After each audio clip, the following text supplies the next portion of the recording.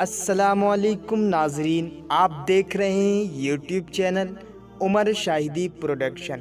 ناظرین، آپ سے گزارش ہے، اگر آپ ہمارے چینل پر نئے ہیں تو ہمارے چینل کو سبسکرائب کیجئے تاکہ آپ کو آنے والی ویڈیو کی نوٹیفیکیشن ملتی رہے۔ آئیے ویڈیو شروع کرتے ہیں۔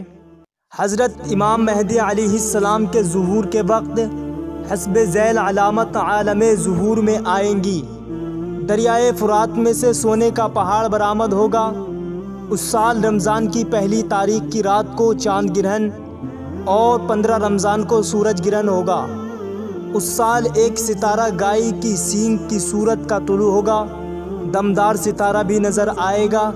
مشرق کی طرف سے آسمان سے آگ ظاہر ہوگی جو 3 یا 7 دن تک رہے گی۔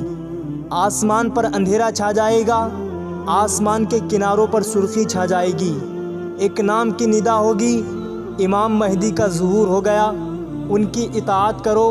ملک شام میں ایک گاؤں زمین میں دھس جائے گا۔ حضرت امام مہدی علیہ السلام کے زمانے میں امت محمدیہ دولت دنیا سے مالا مال ہوگی۔ زمین کی پیداوار بڑھ جائے گی۔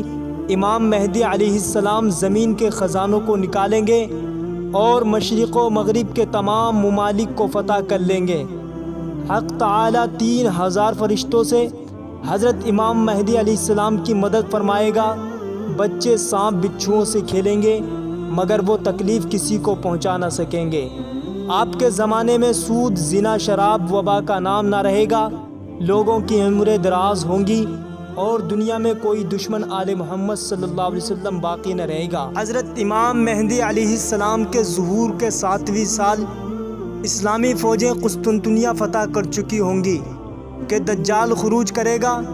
شہر قاطع کی فتح کے بعد دجال ملعون خدائی کا دعویٰ کر کے 40 روز کے اندر اندر روئے زمین پر پھر جائے گا، لیکن مکہ مکرمہ اور مدینہ طیبہ میں داخل نہ ہو سکے گا۔ ان دونوں شہروں کی حفاظت من جانب الہی فرشتوں کے سپرد ہوگی۔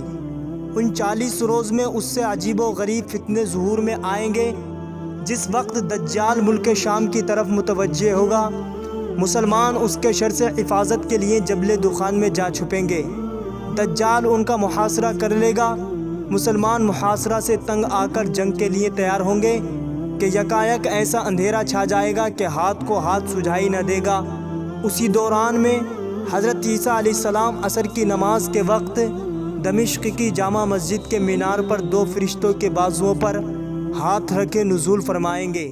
سیڑھی لگا دی جائے گی اور جامع مسجد سے اتر آئیں گے اور حضرت امام مہدی علیہ السلام کی اقتداء میں نماز پڑھیں گے۔